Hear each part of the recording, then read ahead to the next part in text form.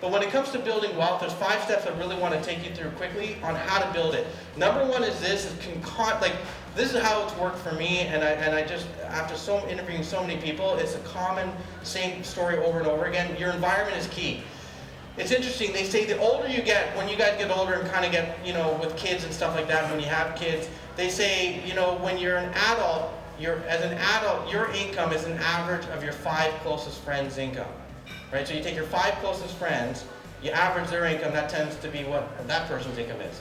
And that's why environment is so key. And I've always said there's 3 different types of people you can hang out with. One is there's people that sink us. These are complainers, they suck. You gotta avoid these type of people. Honestly, you cannot build true wealth with complainers around you, because they'll drag you down. It sucks, right?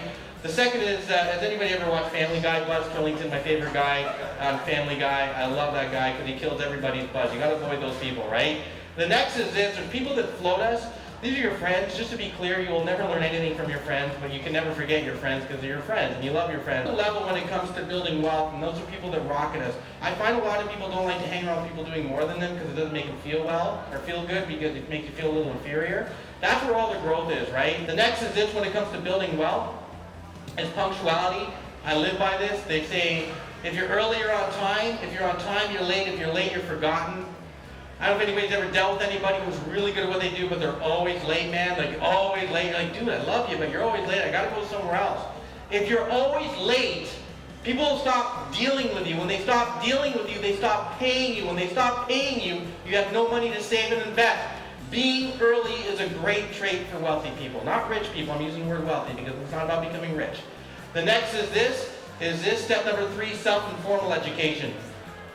It's a challenge. They say that 10% of students will only read a non-fiction book from cover to cover after graduating college or university, which is a real shame. The learning doesn't end here. They say formal education will earn you a living, but self-education will earn you a fortune. The next step is this should be step 4, the other one's step 3, is never give up. Bruce and I were talking about it in an interview. To build wealth, to build anything that's worthwhile, you're going to get punched in the face a million times. And it's painful, man. It's not how you act on the good days, it's how you act on the bad. Last thing, and when it comes to building wealth, we'll bring Bruce up, is protect your brand, man. Everybody here is a brand, and your brand represents who you are. And if your brand is tarnished, you can never earn it back. A perfect example of what brand is: does anybody here have a friend they never lend money to? Right? If you don't have a friend you'd never lend money to, you're probably that friend that nobody lends money to. But that's a whole other story that nobody ever wants. But why don't you lend money to them? Because they borrowed money off of you. They said, I'll pay you back next week. They don't. And then you're like, forget that. You can do everything right for 20 years.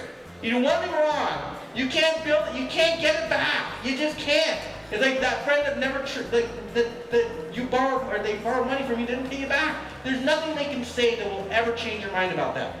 Last thing I'll say is this, guys, is that, sometimes we take it for granted, and I do too, where nobody's perfect, but, I'll end with this when it comes to building wealth. There's no better place in the world to do it. There's nowhere else in the world you can build as much wealth as you can in Canada.